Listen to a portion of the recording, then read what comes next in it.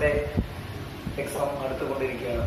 അപ്പോൾ കണക്കിലെ ഏകീയ സംഖ്യ എന്ന പാഠഭാഗത്തിലെ ചില ചോദ്യങ്ങളുമായിട്ടാണ്, വളരെ പ്രധാനപ്പെട്ട ചില ചോദ്യങ്ങളുമായിട്ടാണ് വന്നിരിക്കുന്നത്. അപ്പോൾ ശ്രദ്ധിക്കാം.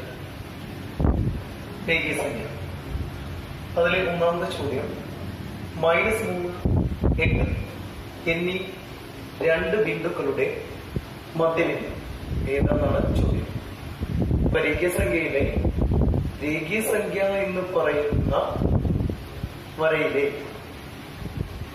അല്ലെങ്കിൽ സംഖ്യാരേഖയിലെ രണ്ട് ബിന്ദുക്കളാണ് -3, 8. സംഖ്യാരേഖയിലെ രണ്ട് ബിന്ദുക്കളാണ് -3, 8. ഈ രണ്ട് ബിന്ദുക്കളുടെ മധ്യബിന്ദു ഏതെന്നാണ് ചോദ്യം. അപ്പോ മധ്യബിന്ദു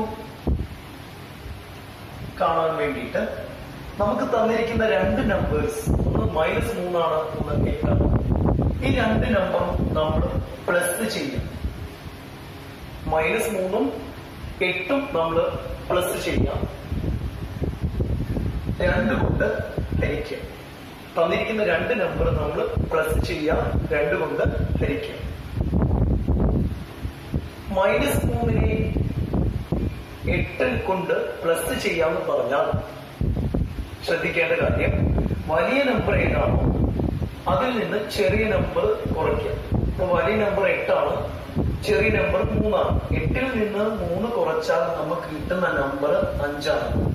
വലുതിന്റെ ചിഹ്നം പ്ലസ് ആയതുകൊണ്ട് ഈ 5ഉം പ്ലസ് തന്നെയാണ്, പോസിറ്റീവാണ്.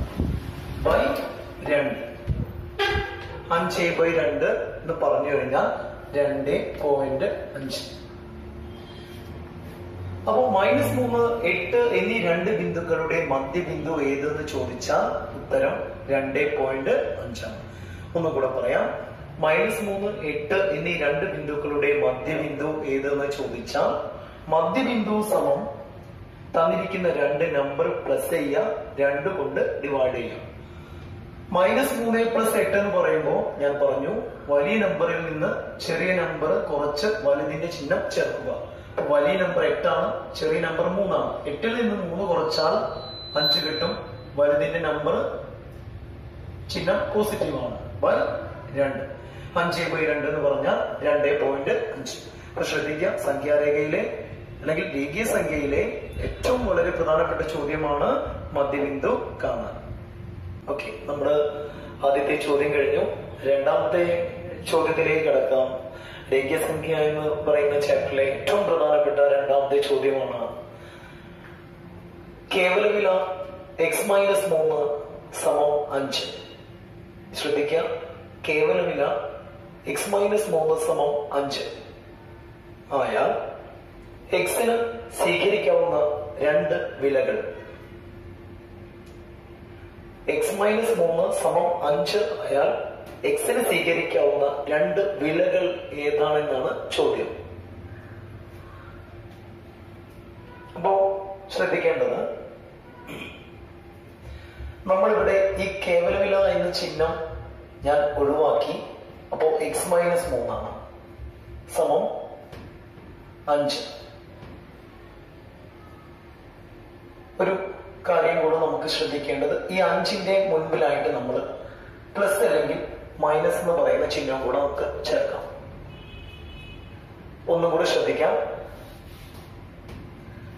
നമ്മൾ കേവലവില എന്ന് പറയുന്ന ഈ ചിഹ്നം നമ്മൾ ഒഴിവാക്കിയാൽ x-3 ഉണ്ടാവുകയുള്ളൂ. സമം ഈ 5ന്റെ രണ്ട് ചിഹ്നങ്ങളായിട്ട് 5നെ നമുക്ക് എഴുതാം. ഒന്ന് പ്ലസ് അല്ലെങ്കിൽ -5 ആയിട്ട് നമുക്ക് ഇതിനെ മാറ്റാം. ഇനി നമുക്ക് ഇതിനെ രണ്ടായിട്ട് ഭാഗിക്കാം. ഒന്ന് x-3 സമം 5 അല്ലെങ്കിൽ x-3 സമം -5. ഒന്നുകൂടെ പറയാം, x-3 സമം 5 അല്ലെങ്കിൽ x-3 സമം -5. then x സമം 5. -3 സമത്തിനപ്പുറത്തേക്ക് എത്തുമ്പോൾ അത് +3 ആയിട്ട് മാറും. ഓർ x സമം -5 -3 സമത്തിന് അപ്പുറത്തെത്തുമ്പോൾ +3 ആയിട്ട് മാറും. x സമം 5 + 3 8 ഓർ x സമം -5 + 3. വലുതിൽ നിന്ന് ചെറുത് കുറയ്ക്കുക. 5ൽ നിന്ന് 3 കുറച്ചാൽ 2, വലുതിന്റെ ചിഹ്നം മൈനസ്. അപ്പോൾ എക്സിന് സ്വീകരിക്കാവുന്ന രണ്ട് വിലകൾ, ഒന്ന് 8, രണ്ടാമത് -2. മൂന്നാമത്തെ ചോദ്യത്തിലേക്ക് കിടക്കാം. കേവല വില x - 4 സമം കേവല വില x - 8 ആയാൽ എക്സിന്റെ വില എന്ത്? ചോദ്യം ഞാൻ ഒന്നുകൂടെ റിപ്പീറ്റ് ചെയ്യാം. കേവല വില മോഡ് x - 4 സമം മോഡ് x + 8. കേവല വില x - 4 സമം കേവല വില x + 8 ആയാൽ എക്സിന്റെ വില എന്ത്? ഓക്കെ, ഇതിന്റെ നമുക്ക് ഏറ്റവും എളുപ്പത്തിൽ എങ്ങനെ കണ്ടെത്താമെന്നുള്ളതാണ് ഞാൻ പറയുന്നത്. വളരെ സിമ്പിൾ ആണ്. രണ്ട് സ്റ്റെപ്പ് മാത്രമേ ഉള്ളൂ. അപ്പൊ ആദ്യം ശ്രദ്ധിക്കേണ്ടത് എക്സിന്റെ വിലയാണ് ചോദിച്ചുള്ളത്. അപ്പൊ x സമം, ഇതിനകത്തേക്ക് നോക്കിക്കഴിഞ്ഞാൽ ഇവിടെ -4 ആണ്. അപ്പൊ -4 ആണെങ്കിൽ അതിന്റെ ചിഹ്നം മാറ്റിയിട്ട് അത് +4 ആക്കി മാറ്റാം. ഇവിടെ നോക്കിക്കഴിഞ്ഞാൽ ഇത് +8 ആണ്. +8ന്റെ ചിഹ്നം മാറ്റിയാൽ അത് -8 ആയിട്ട് മാറും. വളരെ സിമ്പിൾ ആണ്. ശ്രദ്ധിക്കുക, -4 ആണെങ്കിൽ അത് +4 ആയിട്ട് മാറും, +8 ആണെങ്കിൽ അത് -8 ആയിട്ട് മാറും. ചിഹ്നങ്ങൾ പരസ്പരം മാറ്റണം. ബൈ 2 കൊണ്ട് ഡിവൈഡ് ചെയ്യാം. ഏറ്റവും എളുപ്പമാണ്. ശ്രദ്ധിക്കുക, x സമം, ഇനി 4ൽ നിന്ന് 8 കുറയ്ക്കുക. 4ൽ നിന്ന് 8 കുറയ്ക്കുക എന്ന് പറഞ്ഞാൽ വലിയ സംഖ്യയിൽ നിന്ന് ചെറിയ സംഖ്യ കുറയ്ക്കാം. 8ൽ നിന്ന് 4 കുറച്ചാൽ 4 ആണ്. വലുതിന്റെ ചിഹ്നം, 8ന്റെ ചിഹ്നം എന്ന് പറയുന്നത് മൈനസ് ആണ്. ബൈ 2. x സമം -4/2 എന്ന് പറഞ്ഞു കഴിഞ്ഞാൽ -2.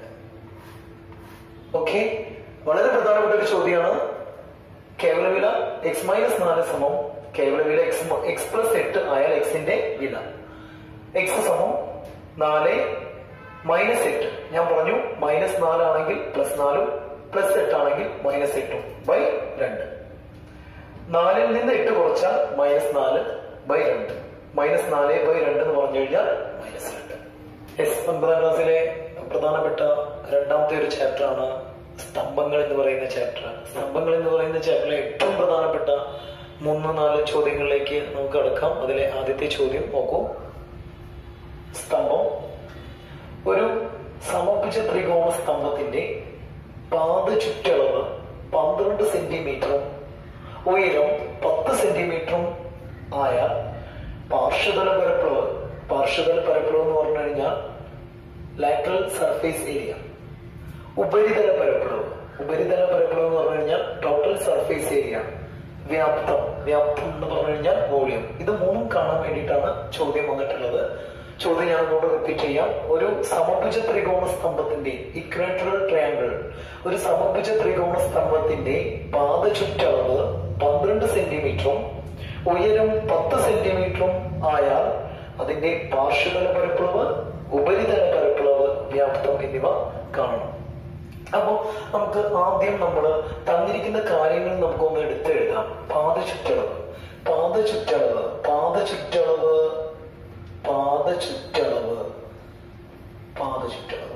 സമഭുജ ത്രികോണ സ്തംഭം. അപ്പൊ നമുക്ക് അറിയാം, ഒരു സമഭുജ ത്രികോണ സ്തംഭത്തിന്റെ പാദഭാഗം 3 വശവും തുല്യമായിരിക്കും. അപ്പൊ പാദ ചുറ്റളവ് 3 വശവും തുല്യമായതുകൊണ്ട് 3a എന്നാണ് നമ്മൾ എഴുതാറ്. പാദ ചുറ്റളവ് 3a. ആ 3a സമം പാദ ചുറ്റളവ് നമുക്ക് ചോദ്യത്തിൽ തന്നിട്ടുണ്ട് 12 ആണ്. അപ്പൊ 3a സമം 12. 3a സമം 12 ആണെങ്കിൽ നമുക്ക് ഇതിൽ നിന്ന് a കണ്ടെത്താം. a സമം 12/3. a സമം 12/3 എന്ന് പറഞ്ഞു കഴിഞ്ഞാൽ 4. 12/3 എന്ന് പറഞ്ഞു കഴിഞ്ഞാൽ 4.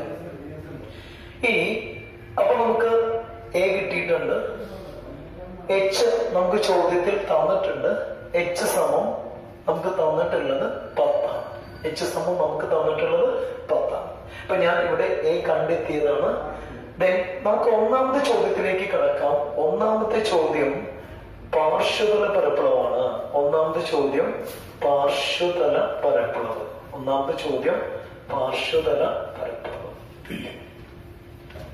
പാർശ്വതല പരപ്പളവ് കാണാൻ ഉള്ള സമവാക്യം എന്ന് പറയുന്നത് പാദ ചുറ്റളവ് ഇൻറ്റു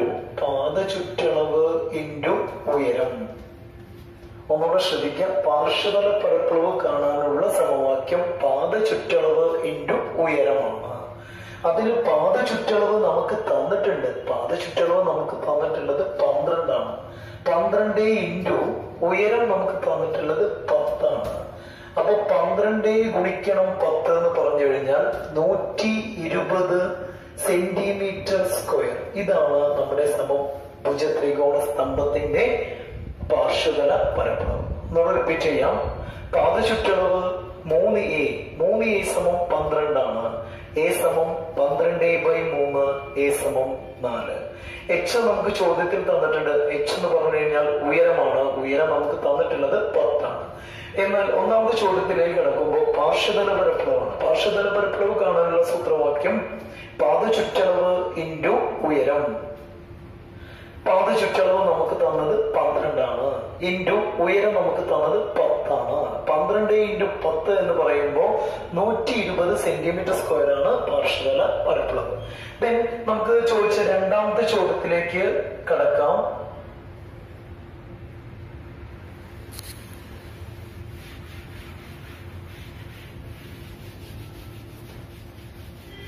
രണ്ടാമത്തെ ചോദ്യത്തിലേക്ക് കിടക്കുമ്പോൾ ഉപരിതല പരപ്പളവാണ്. ഉപരിതല പരപ്പളവ് കാണാൻ വേണ്ടിയിട്ട് നമുക്ക് ആദ്യം പാദപരപ്പളവ് കാണണം. പാദപരപ്പളവ്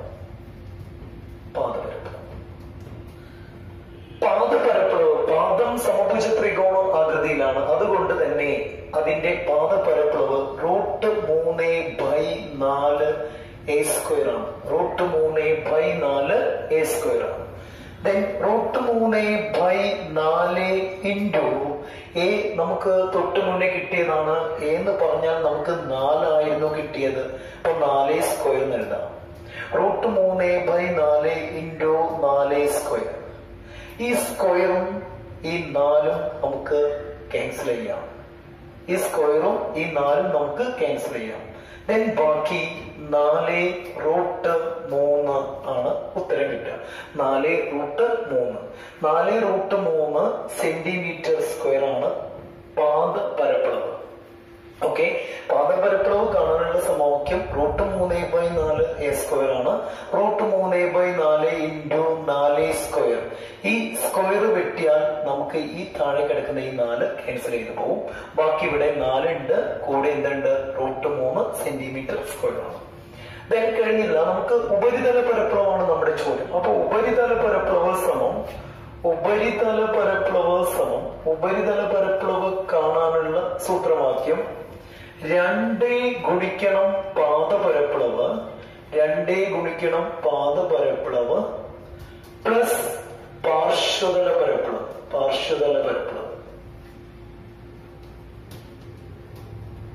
ശ്രദ്ധിക്കാം, ഉപരിതല പരപ്പളവ് കാണാനുള്ള സൂത്രവാക്യം 2 ഗുണിക്കണം പാദപരപ്പളവ് പ്ലസ് പാർശ്വതല പരപ്പളവാണ്. അപ്പോ 2 ഗുണിക്കണം പാദപരപ്പളവ് നമുക്ക് കിട്ടിയത് 4√3 ആണ്. ശ്രദ്ധിക്കുക, 2 ഞാൻ ഇറക്കി എഴുതി, ഗുണിക്കണം ചിഹ്നം ഇറക്കി നമ്മൾ എഴുതി. പാദപരപ്പളവിന് പകരം നമ്മൾ എഴുതിയത് 4√3 ആണ്. പ്ലസ് പാർശ്വതല പരപ്പളവ് നമുക്ക് തൊട്ട് മുന്നേ കിട്ടിയിട്ടുണ്ട് 120 ആണെന്ന് കിട്ടിയിട്ടുണ്ട്. അപ്പൊ നമ്മുടെ ഇതിന്റെ ലാസ്റ്റ് ആൻസറിലേക്ക് കിടക്കാം. 2 4 8 8√3 കൂട്ടണം 120. 8√3 കൂട്ടണം 120 സെന്റിമീറ്റർ സ്ക്വയർ. കുറെ കുട്ടികൾ ഇത് ഇങ്ങനെ എഴുതാറുണ്ട്. 8√3 പ്ലസ് 120 എന്ന് പറയുമ്പോൾ 128√3 എന്ന് എഴുതാറുണ്ട്. ഇത് തെറ്റാണ്, ഇങ്ങനെ എഴുതാൻ പാടില്ല. നിങ്ങൾ ഇത്ര മാത്രം എഴുതിയാൽ മതി. 8√3 പ്ലസ് 120 എന്ന് പറഞ്ഞാൽ ഉത്തരം ഇത് തന്നെയാണ്. 8√3 പ്ലസ് 120 സെന്റിമീറ്റർ സ്ക്വയർ. ഓക്കെ, മൂന്നാമത്തെ ചോദ്യമാണ് വ്യാപ്തം കാണാൻ വേണ്ടിയിട്ടാണ്. ഓക്കെ, വ്യാപ്തം കാണാൻ വേണ്ടിയിട്ട് നമുക്ക് എഴുതാം. വ്യാപ്തം കാണാനുള്ള ഇക്വേഷൻ വ്യാപ്തം സമം പാദപരപ്പളവ് ഇൻറ്റു ഉയരം. പാദപരപ്പളവ് ഇൻറ്റു ഉയരം. ശ്രദ്ധിക്കുക, ഏതൊരു സ്തംഭത്തിന്റെയും വ്യാപ്തം കാണാനുള്ള സമവാക്യം എന്ന് പറയുന്നത് പാദപരപ്പളവ് ഇൻറ്റു ഉയരമാണ്. പാദപരപ്പളവ് ഇൻറ്റു ഉയരം. പാദപരപ്പളവ് നമുക്ക് തൊട്ട് മുന്നേ കിട്ടിയിട്ടുണ്ട് 4√3 ആണ്. പാദപരപ്പളവ് നമുക്ക് തൊട്ട് മുന്നേ കിട്ടിയത് 4√3 ആണ്. ഗുണിക്കണം ഉയരം നമുക്ക് ചോദ്യത്തിൽ തന്നിട്ടുള്ളത് 10 ആണ്. ശ്രദ്ധിക്കുക, പാദപരപ്പളവ് നമുക്ക് തൊട്ട് മുന്നേ തന്നിട്ടുള്ളത് 4√3 ഗുണിക്കണം ഉയരം നമുക്ക് തന്നിട്ടുള്ളത് 10 ആണ്. അപ്പൊ 4√3 10 കൊണ്ട് ഗുണിക്കുക എന്ന് പറഞ്ഞു കഴിഞ്ഞാൽ 4 10 40 കൂടെ √3 അത്രയേ ഉള്ളൂ. യൂണിറ്റ് എഴുതുമ്പോൾ വളരെയധികം ശ്രദ്ധിക്കുക, സെന്റിമീറ്റർ ക്യൂബ് ആണ് എഴുതുന്നത്. യൂണിറ്റ് എഴുതുമ്പോൾ സെന്റിമീറ്റർ ക്യൂബ് എഴുതാം. ഒന്നുകൂടെ ശ്രദ്ധിക്കുക, വ്യാപ്തം കാണാനുള്ള ഇക്വേഷൻ പാദപരപ്പളവ് ഇൻറ്റു ഉയരം. പാദപരപ്പളവ് നമുക്ക് തന്നത് 4√3 ആണ്. ഗുണിക്കണം ഉയരം നമുക്ക് തന്നത് 10 ആണ്. 4√3 10 കൊണ്ട് ഗുണിച്ചു കഴിഞ്ഞാൽ 40√3 സെന്റിമീറ്റർ ക്യൂബ്. ഒരു കാര്യം കൂടെ ശ്രദ്ധിക്കുക നിങ്ങൾ, ഞാൻ 3 ആൻസറും ഞാൻ എടുത്ത് പറയാം. ആദ്യം നമുക്ക് പാർശ്വതല പരപ്പളവായിരുന്നു. പാർശ്വതല പരപ്പളവ് കിട്ടിയത് 120 സെന്റിമീറ്റർ സ്ക്വയർ ആണ്. രണ്ടാമത് നമുക്ക് കിട്ടിയത് ഉപരിതല പരപ്പളവാണ്. ഉപരിതല പരപ്പളവ് 8√3 പ്ലസ് 120 സെന്റിമീറ്റർ സ്ക്വയർ ആണ്. ദെൻ മൂന്നാമത്തത് വ്യാപ്തമാണ്. വ്യാപ്തം കിട്ടിയത് 40√3 സെന്റിമീറ്റർ ക്യൂബ് ആണ്. പ്രത്യേകം ശ്രദ്ധിക്കേണ്ട കാര്യം യൂണിറ്റ് ആണ്. പരപ്പളവ് വരുമ്പോൾ യൂണിറ്റ് സെന്റിമീറ്റർ സ്ക്വയറിലാണ് എഴുതുക. വ്യാപ്തം വരുമ്പോൾ യൂണിറ്റ് സെന്റിമീറ്റർ ക്യൂബിലാണ് എഴുതുക. നോക്കൂ, ആദ്യം നമുക്ക് പാർശ്വതല പരപ്പളവ് കിട്ടിയത് 120 സെന്റിമീറ്റർ സ്ക്വയർ ആണ്. ദെൻ രണ്ടാമത് ഉപരിതല പരപ്പളവ് കിട്ടിയത് 8√3 പ്ലസ് 120 സെന്റിമീറ്റർ സ്ക്വയർ ആണ്. വ്യാപ്തം കിട്ടിയത് 40√3 സെന്റിമീറ്റർ ക്യൂബ് ആണ്. ശ്രദ്ധിക്കാം, നമ്മുടെ സ്തംഭത്തിലെ ഏറ്റവും പ്രധാനപ്പെട്ട ഭാഗമാണ് വൃത്തസ്തംഭം. വൃത്തസ്തംഭവുമായിട്ട് ബന്ധപ്പെട്ടുള്ള ഒരുപാട് ചോദ്യങ്ങൾ പരീക്ഷയ്ക്ക് കാണാറുണ്ട്. അതില് ഏറ്റവും പ്രധാനപ്പെട്ട ഒരു ചോദ്യമാണ് ഞാൻ നിങ്ങൾക്ക് പറയാൻ വേണ്ടി പോകുന്നത്. ശ്രദ്ധിക്കൂ, ഒരു കിണറിന്റെ അകത്തെ വ്യാസം 4 മീറ്ററും കിണറിന്റെ ആഴം 20 മീറ്ററും ആണ്. കിണറിന്റെ മുകളിൽ നിന്ന് 10 മീറ്റർ വരെ താഴോട്ട് ഉൾഭാഗം സിമന്റ് തേക്കാൻ ചതുരശ്ര മീറ്ററിന് 150 രൂപ നിരക്കിൽ എത്ര രൂപ ചിലവാകും? ഓക്കെ, അപ്പോ ചോദ്യം നിങ്ങൾക്ക് മനസ്സിലായെന്ന് ഞാൻ വിചാരിക്കണം. ഒരു കിണർ എന്ന് പറയുമ്പോൾ നമുക്കറിയാം സിലിണ്ടർ ആകൃതിയിലാണ്, വൃത്തസ്തംഭാകൃതിയിലാണ്. ഈ കിണറിന്റെ ഉൾഭാഗം ആണ് നമുക്ക് സിമെന്റ് തേക്കുന്നത്. കിണറിന്റെ ടോട്ടൽ ആഴം ഇവിടെ ചോദ്യത്തിൽ പറഞ്ഞിട്ടുണ്ട് 20 മീറ്റർ ആണ്. പക്ഷെ 20 മീറ്റർ നമ്മൾ മുഴുവനായിട്ട് നമ്മൾ തേക്കുന്നില്ല. നമ്മൾ മുകളിൽ നിന്ന് താഴെ 10 മീറ്റർ വരെ മാത്രമാണ് നമ്മൾ സിമെന്റ് തേക്കുന്നത്. 20 മീറ്റർ ആണ് ടോട്ടൽ ആഴം. ഓക്കെ, 20 മീറ്റർ നമ്മൾ തേക്കുന്നില്ല, വേറെ 10 മീറ്റർ മാത്രമേ നമുക്ക് കിണറിന്റെ ഉൾഭാഗം സിമെന്റ് തേക്കുന്നുള്ളൂ. ശ്രദ്ധിക്കാം, പരീക്ഷയ്ക്ക് ഈ കിണറുമായി ബന്ധപ്പെട്ട ചോദ്യം വരികയാണെങ്കിൽ, അതായത് കിണറുമായി ബന്ധപ്പെട്ട ചോദ്യം വരികയാണെങ്കിൽ നിങ്ങൾ ശ്രദ്ധിക്കേണ്ടത് സിമെന്റ് തേക്കുക. വളരെ പ്രധാനമായിട്ട് ശ്രദ്ധിക്കേണ്ടത് സിമെന്റ് തേക്കുക, അതേപോലെ വർണ്ണക്കടലാസ് ഒട്ടിക്കുക, പേപ്പർ ഒട്ടിക്കുക, പെയിന്റ് അടിക്കുക. ശ്രദ്ധിക്കുക, സിമെന്റ് തേക്കുക, പെയിന്റ് അടിക്കുക, ചായം പൂശുക, വർണ്ണക്കടലാസ് ഒട്ടിക്കുക, പേപ്പർ ഒട്ടിക്കുക. ഇങ്ങനെയുള്ള ചോദ്യമാണെങ്കിൽ നമുക്ക് പരപ്പളവുമായി ബന്ധപ്പെട്ടാണ് ചെയ്യേണ്ടത്. ഇവിടെ സിമെന്റ് തേക്കുക എന്ന് പറയുമ്പോ ഓക്കെ, പരപ്പളവാണ്. എന്ത് പരപ്പളവ് നോക്കാം? കിണറിന്റെ ഉൾഭാഗം വക്രമായിട്ടാണ്. അപ്പൊ നമുക്ക് കാണേണ്ടത് വക്രതല പരപ്പളവാണ്. ശ്രദ്ധിക്കാം, നമുക്ക് കാണേണ്ടത് വക്രതല പരപ്പളവാണ്. അപ്പൊ ആദ്യം നമ്മൾ ചോദ്യത്തിലേക്ക് കിടക്കുമ്പോ കിണറിന്റെ അകത്തെ വ്യാസം തന്നിട്ടുണ്ട്. വ്യാസം തന്നിട്ടുള്ളത് 4 ആണ്, 4 മീറ്റർ ആണ്. വ്യാസം തന്നിട്ടുള്ളത് 4 മീറ്റർ ആണ്.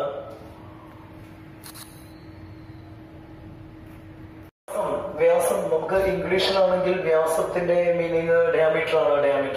ഡയമീറ്റർ നമുക്ക് തന്നിട്ടുള്ളത് 4 മീറ്റർ ആണ്. അപ്പോ വ്യാസം 4 മീറ്റർ ആണെങ്കിൽ ആരം ആരം ആരം എന്ന് പറഞ്ഞാൽ റേഡിയസ്. റേഡിയസ് ഇതിന്റെ നേർപകുതിയായിരിക്കും. 4ന്റെ പകുതി 2 മീറ്റർ ആണ് വരിക. ശ്രദ്ധിക്കൂ, വ്യാസം 4 മീറ്റർ ആണെങ്കിൽ ആരം 2 മീറ്റർ ആയിരിക്കും. ഇനി നമുക്ക് എച്ച് എന്ന് പറഞ്ഞു കഴിഞ്ഞാൽ കിണറിന്റെ ആഴത്തെയാണ് സൂചിപ്പിക്കുന്നത്. എച്ച് എന്ന് പറഞ്ഞാൽ കിണറിന്റെ ആഴം. പക്ഷെ ഇവിടെ നിങ്ങൾ ശ്രദ്ധിക്കേണ്ടത് 20 മീറ്ററും പറയുന്നുണ്ട്, അതുപോലെ 10 മീറ്ററും പറയുന്നുണ്ട്. അപ്പൊ കൺഫ്യൂഷൻ ആവരുത്.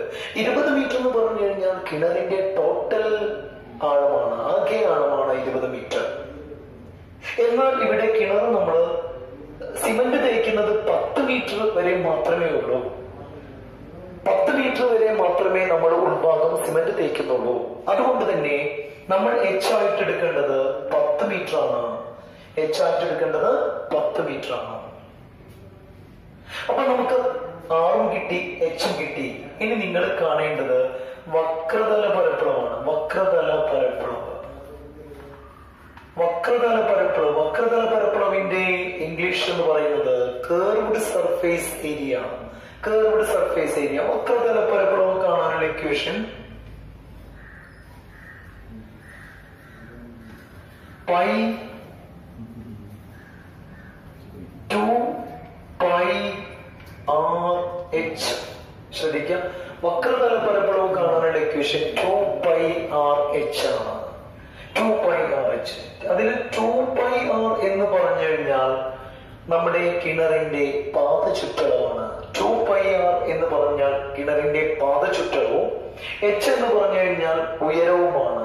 അപ്പൊ നമുക്കറിയാം ഏതൊരു സ്തംഭത്തിന്റെയും പാർശ്വതല പരപ്പളവ് അല്ലെങ്കിൽ വക്രതല പരപ്പളവ് കാണാനുള്ള സമവാക്യം പാദ ചുറ്റളവ് ഇൻറ്റു ഉയരമാണ്. ഇവിടെ കിണറായതുകൊണ്ട് കിണറിന്റെ പാദ ചുറ്റളവ് 2 പൈ ആർ ഇൻറ്റു ഉയരം എച്ച്. അങ്ങനെയാണ് നമുക്ക് ഈ സമവാക്യം നമുക്ക് കിട്ടിയിട്ടുള്ളത്. വക്രതല പരപ്പളവ് കാണാനുള്ള സമവാക്യം 2 പൈ ആർ എച്ച് ആണ്. ശ്രദ്ധിക്കൂ. ദെൻ 2 ഇൻറ്റു പൈയുടെ വാല്യൂ നമുക്ക് എപ്പോഴും അറിയുന്നതാണ്. പൈയുടെ വാല്യൂ 3.14 3.14 ഇൻറ്റു ആർ നമുക്ക് നേരത്തെ കിട്ടിയിട്ടുണ്ട് 2 ആണ്. ഇൻറ്റു എച്ച് എന്ന് പറഞ്ഞു കഴിഞ്ഞാൽ 10. ശ്രദ്ധിക്കാം, വക്രതല പരപ്പളവ് കാണാനുള്ള ഇക്വേഷൻ 2 പൈ ആർ എച്ച് ആണ്. അതിൽ 2 എഴുതി ഇൻറ്റു പൈയുടെ value 3.14 into R 2 into H 10. അപ്പൊ ഒന്നുകൂടെ ശ്രദ്ധിക്കാം. നമുക്ക് 2 2 4 4 10 40. ശ്രദ്ധിക്കൂ, 2 2 4 4 10 40. അപ്പൊ 40 ഇൻറ്റു 3.14. ഓക്കെ. 314നെ 4 കൊണ്ട് ഗുണിച്ച് നമുക്ക് 0 ചേർക്കാം. 4 4 16. ബാക്കി ശിഷ്ടം 1. 1 4 4 4 1 5 3 4 12. അപ്പൊ 314നെ 4 കൊണ്ട് ഗുണിച്ചാൽ 1256 കിട്ടും. ഇനി നമുക്ക് ഇവിടെ ഒരു 0 ഉണ്ട്, ആ 0 കൂടി ചേർക്കാം. അപ്പൊ 314നെ 40 കൊണ്ട് ഗുണിച്ചാൽ 12560 കിട്ടും. ഇനി നമ്മൾ പോയിന്റ് കഴിഞ്ഞ് 2 സ്ഥാനം ഉള്ളതിനാൽ 2 സംഖ്യയുള്ളതിനാൽ നമ്മൾ ഇവിടുന്ന് 2 സംഖ്യക്ക് ശേഷം പോയിന്റ് ഇടാം. അപ്പൊ നമുക്ക് കിട്ടിയ ആൻസർ 125.6. 125.6. നമുക്ക് ചോദ്യം തന്നിട്ടുള്ളതൊക്കെ മീറ്ററിലായതുകൊണ്ട് നമ്മുടെ ആൻസർ മീറ്റർ സ്ക്വയറിൽ എഴുതണം. 125.6 മീറ്റർ സ്ക്വയർ ആണ് വക്രതല പരപ്പളവ്. കഴിഞ്ഞില്ല. ഇനി നമുക്ക് ഇതില് ഒരു ചോദ്യം കൂടെ ചോദിച്ചിട്ടുണ്ട്. ചതുരശ്ര മീറ്ററിന് 150 രൂപ നിരക്കിൽ എത്ര രൂപ ചിലവാകും എന്നാണ് ചോദ്യം. അപ്പൊ നമുക്ക് ആദ്യം നമുക്ക് വക്രതല പരപ്പളവാണ്. വക്രതല പരപ്പളവ് നമുക്ക് 125.6 കിട്ടി. ശ്രദ്ധിക്കും, 125.6 ആണ് കിട്ടിയിട്ടുള്ളത്. ഇനി നമുക്ക് ചിലവ് കാണാം.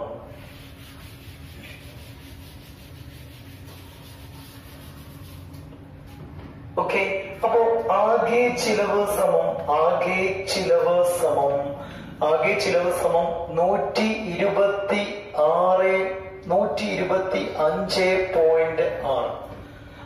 ചിലവ് കാണാൻ വേണ്ടിയിട്ട് നമുക്ക് കിട്ടിയ വക്രതല പരപ്പളവിനെ 125.6 ഇൻറ്റു നമുക്ക് 1 മീറ്റർ സ്ക്വയറിന് 150 രൂപയാണ് പറഞ്ഞിട്ടുള്ളത്.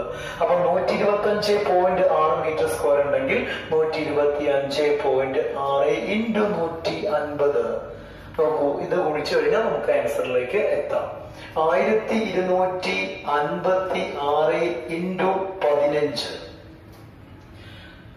5 6 30 ശിഷ്ടം 3.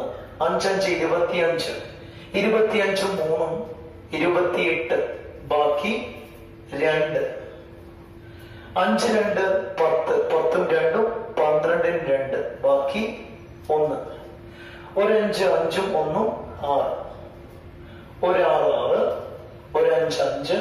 1 5 5. 1 2 2. 1 3. പിന്നെ 0 8 6 14. ബാക്കി 1 6 2 8 8 1. അപ്പൊ നമുക്ക് കിട്ടിയ ആൻസർ 18,840 കിട്ടിയത്. നോക്കൂ, ശ്രദ്ധിക്കൂ, 1256 15 കൊണ്ട് ഗുണിച്ചപ്പോഴാണ് 1256 15 കൊണ്ട് ഗുണിച്ചപ്പോ 18,840 കിട്ടി. പക്ഷെ നമുക്ക് ഗുണിക്കേണ്ടത് 150 കൊണ്ടാണ്. അപ്പൊ നമ്മൾ ഒരു 0 കൂടെ നിർബന്ധമായിട്ടും ചേർക്കണം. അതിനുശേഷം നമ്മൾ ഒരു സ്ഥാനത്തേക്ക് പോയിന്റ് ഇടും. ഇവിടെ പോയിന്റ് ഇട്ട് ഒരു സംഖ്യ ഉള്ളതുകൊണ്ട് ഒരു സ്ഥാനത്തേക്ക് പോയിന്റ് ഇടും. അപ്പൊ നമ്മുടെ ലാസ്റ്റ് ആൻസർ 18,840 രൂപയാണ് ഈ കിണറിന്റെ ഉൾഭാഗം സിമന്റ് തേക്കാൻ ആവശ്യമായിട്ടുള്ള ചിലവ്. നമ്മൾ 9ാം ക്ലാസ്സിലെ സ്ഥിതിവിവര കണക്ക് എന്ന് പറയുന്ന ചാപ്റ്ററിലെ ഏറ്റവും പ്രധാനപ്പെട്ട 5 മാർക്കിന് എല്ലാ വർഷവും കൊല്ല പരീക്ഷയ്ക്ക് ചോദിക്കുന്ന ഒരു ചോദ്യത്തിലേക്കാണ് വന്നിട്ടുള്ളത്. മാധ്യം കാണാൻ എല്ലാ പരീക്ഷയിലും ചോദിക്കാറുള്ള ഒരു ചോദ്യമാണ് മാധ്യം കാണാൻ. 9ാം ക്ലാസ്സിലെ കുട്ടികൾ വളരെയധികം ശ്രദ്ധിക്കുക. മാധ്യം കാണാൻ 5 മാർക്കിന് ഒരു ചോദ്യം എല്ലാ കൊല്ല പരീക്ഷയ്ക്കും വരാറുണ്ട്. അതുകൊണ്ട് വളരെ പ്രധാനപ്പെട്ട ഒരു ചോദ്യമാണ് മാധ്യം.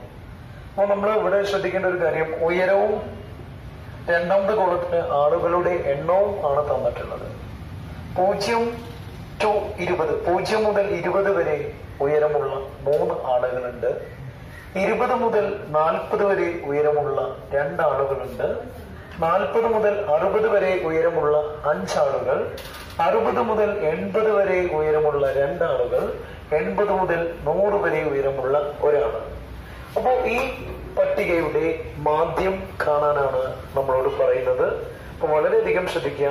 അപ്പോൾ ഒരു എളുപ്പ മാർഗം എന്ന് പറയുന്നത്, ഇവിടെ ഒന്നാമത്തെ കോളത്തില് 0 to 20, 20 to 40, 40 to 60 ഇങ്ങനെ വരുന്നതെങ്കിൽ നമുക്ക് ഓർത്തു വയ്ക്കാൻ വേണ്ടിയിട്ട് നമ്മുടെ ആൻസർ എഴുതുമ്പോൾ നമുക്ക് ടോട്ടൽ 4 കോളം വേണം. ഫസ്റ്റ് കോളത്തില് ഉയരം, രണ്ടാമത്തെ കോളത്തില് ആളുകളുടെ എണ്ണം,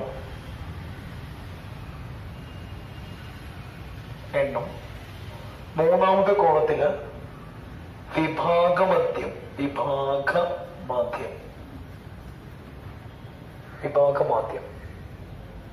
നാലാമത്തെ കോളത്തില്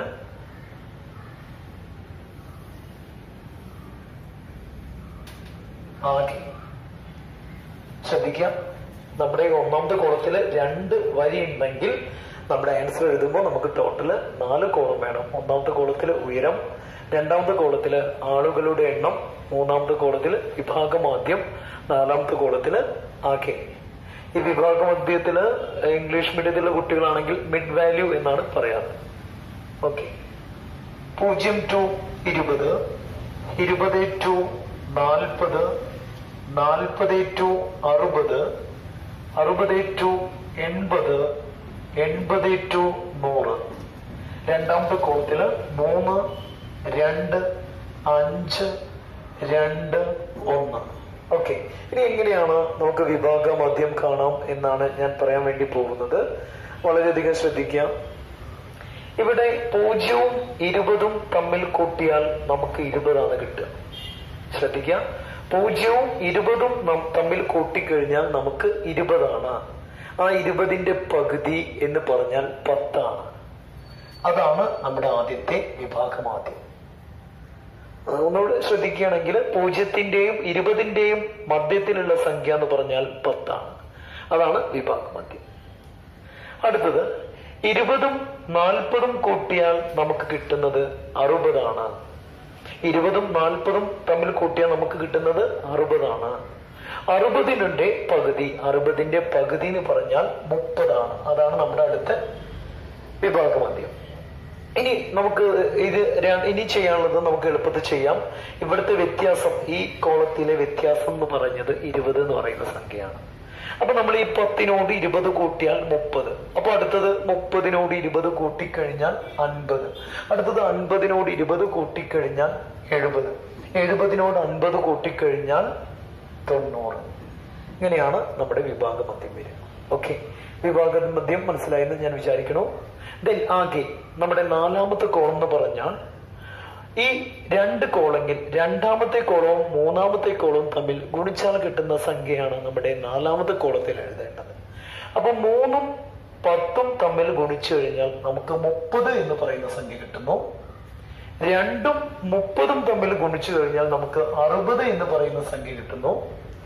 5ഉം 50ഉം തമ്മിൽ ഗുണിച്ചു കഴിഞ്ഞാൽ 250 എന്ന് പറയുന്ന സംഖ്യ കിട്ടുന്നു. 2ഉം 70ഉം ഗുണിച്ചു കഴിഞ്ഞാൽ നമുക്ക് 140 എന്ന് പറയുന്ന സംഖ്യ കിട്ടുന്നു.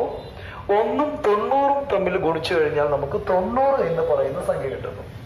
ഓക്കെ, 4ാമത്തെ കോളം വളരെ സിമ്പിൾ ആണ്. 4ാമത്തെ കോളം എന്ന് പറഞ്ഞു കഴിഞ്ഞാൽ 2ാമത്തെ കോളവും അതേപോലെ 3ാമത്തെ കോളവും തമ്മിൽ ഗുണിച്ചാൽ മതി. അതാണ് നമ്മുടെ 4ാമത്തെ കോളം. ഇനി ചെയ്യേണ്ടത് 2ാമത്തെ കോളവും 4ാമത്തെ കോളം തമ്മിൽ കൂട്ടാം. 3ഉം 2ഉം 5, 5ഉം 5ഉം 10, 10ഉം 2ഉം 12, 12ഉം 1ഉം 13. ഇതാണ് ആളുകളുടെ എണ്ണം. ടോട്ടൽ ആളുകളുടെ എണ്ണം എന്ന് പറഞ്ഞു കഴിഞ്ഞാൽ 13. ഇനി ആകെ ഓക്കെ 0, 9ഉം 4ഉം 13, 13ഉം 5ഉം 18, 18ഉം 6ഉം 24, 24ഉം 3ഉം 27, 7 ഓക്കെ, ഞാൻ ഒന്നുകൂടെ കൂട്ടാം. 9ഉം 4ഉം 13, 13ഉം 5ഉം 18, 18ഉം 6ഉം 24, 24ഉം 3ഉം 27, ബാക്കി 2, 2ഉം 1ഉം 3ഉം പിന്നെ നമ്മുടെ ശിഷ്ടമായിട്ടുള്ള 2ഉം കൂടെ കൂട്ടിക്കഴിഞ്ഞാൽ 5. അപ്പൊ നമുക്ക് കിട്ടുക 570 ആണ്. ഓക്കെ, ദെൻ നമുക്ക് മാധ്യം കാണാം. മാധ്യം സമം 570/13. നമുക്ക് കിട്ടിയിട്ടുള്ള ഈ 4ാമത്തെ കോളത്തിലെ ആകെ 570 ആണ്. ആ 570നെ നമ്മൾ 13 കൊണ്ട് ഹരിച്ചു കഴിഞ്ഞാൽ നമുക്ക് നമ്മുടെ മാധ്യം കിട്ടും. 570/13. നോക്കാം, 570നെ നമ്മൾ 13 കൊണ്ട് നമ്മൾ ഹരിക്കുകയാണ്. ഓക്കെ, 13ല് നമുക്ക് 13 × 4 ആണെങ്കിൽ 4 3 12 ആണ്. ബാക്കി 1, ഒരു 4ഉം 4ഉം 1ഉം 5, 52 കിട്ടും. 13നെ 4 കൊണ്ട് ഗുണിച്ചാൽ നമുക്ക് 52 കിട്ടും. അപ്പോ 570ൽ 13 എത്ര പ്രാവശ്യം പോവും എന്നാണ് നമുക്ക് നോക്കേണ്ടത്. ഓക്കെ, അതിനു മുന്നേറ്റ് നമുക്ക് 57ൽ 13 എത്ര പ്രാവശ്യം ഉണ്ട് നോക്കാം. 57ൽ 13 4 പ്രാവശ്യമാണുള്ളത്. 4 13 52, ബാക്കി ശിഷ്ടം 5. 0 നമ്മൾ ഇറക്കിയിട്ടു. അങ്ങനെ നമുക്ക് 50 കിട്ടി. ഇനി 50ൽ 13 എത്ര തവണ പോകുമെന്ന് നോക്കിയാൽ മതി. 13 4 52 ആണെങ്കിൽ ഇനി 13നെ 3 കൊണ്ട് ഗുണിച്ചാൽ മതി. 13 3 9 3 39 കിട്ടുന്നു. 13നെ 3 കൊണ്ട് ഗുണിച്ചു കഴിഞ്ഞാൽ 39 അപ്പൊ നമുക്ക് 3 പ്രാവശ്യം പോകുന്നു മനസ്സിലാക്കാം. 3 13 39. ഓക്കെ, 10ൽ നിന്ന് 9 കുറച്ചാൽ 1. അപ്പൊ എങ്ങനെയാ 10 എന്ന് പറയാം? 0ൽ നിന്ന് 9 കുറയ്ക്കാൻ പറ്റില്ല, അതുകൊണ്ട് നമ്മൾ 5ൽ നിന്ന് 1 കടെടുത്തു കഴിഞ്ഞാൽ 10 10ൽ നിന്ന് 9 കുറച്ചാൽ 1. പിന്നെ ഇവിടെ 4 ഉണ്ടാകുക. 4ൽ നിന്ന് 3 കുറച്ചാൽ 1. അപ്പൊ നമ്മുടെ ശിഷ്ടം 11. 11ൽ നിന്ന് 13 കിട്ടില്ല നമുക്കറിയാം, അതുകൊണ്ട് നമ്മൾ പോയിന്റ് ചേർത്തു, 0 ചേർത്തു. 110 കിട്ടിയിട്ടുണ്ട്. 110ൽ 13 എത്ര തവണ വരും എന്ന് നമുക്ക് നോക്കാം. 13നെ നമുക്ക് 9 കൊണ്ട് ഗുണിച്ചാൽ 3 9 27 ബാക്കി 2 ഒരു 9 9 10 11 117 കിട്ടും. അപ്പോ നമുക്കറിയാം 110നേക്കാൾ കൂടുതലാണ് 117 എന്ന് പറയാം. അപ്പൊ നമുക്ക് 9 വേണ്ട, നമുക്കത് മാറ്റിയിട്ട് 8 ആക്കി നോക്കാം. 3 8 24 ബാക്കി 2 ഒരു 8 8 9 10 104. ഓക്കെ, അപ്പോ നമുക്ക് 13 പ്രാവശ്യം നമുക്ക് 13 8 കൊണ്ട് ഗുണിച്ചു കഴിഞ്ഞാൽ 104. അപ്പൊ നമുക്ക് 8 പ്രാവശ്യം ഒന്ന് മനസ്സിലാക്കാം. 8 13 104, ബാക്കി 6 ശിഷ്ടം വരിക. ഇനി ചെയ്യണമെന്നില്ല. അപ്പൊ നമ്മുടെ ആൻസർ 570നെ നമുക്ക് 13 കൊണ്ട് ഹരിച്ചാൽ കിട്ടുന്ന സംഖ്യ എന്ന് പറയുന്നത് 43.8 ആണെന്ന് മനസ്സിലാക്കാം. അപ്പൊ വളരെ പ്രധാനപ്പെട്ട ഒരു ചോദ്യമാണ്. മാധ്യം കാണാൻ വേണ്ടിയിട്ട് പരീക്ഷയ്ക്ക് 5 മാർക്കിന് വളരെ ഷുവറായിട്ട് തീർച്ചയായിട്ടും വരുന്ന ഒരു ചോദ്യം കൂടിയാണ്. അപ്പോൾ നന്നായിട്ട് ശ്രദ്ധിക്കുക. ഇതുപോലുള്ള ചോദ്യങ്ങൾ നിങ്ങൾ വീണ്ടും റിപ്പീറ്റ് എഴുതി പഠിക്കണമെന്ന് ഞാൻ വിനീതമായിട്ട് അപേക്ഷിക്കുകയാണ്.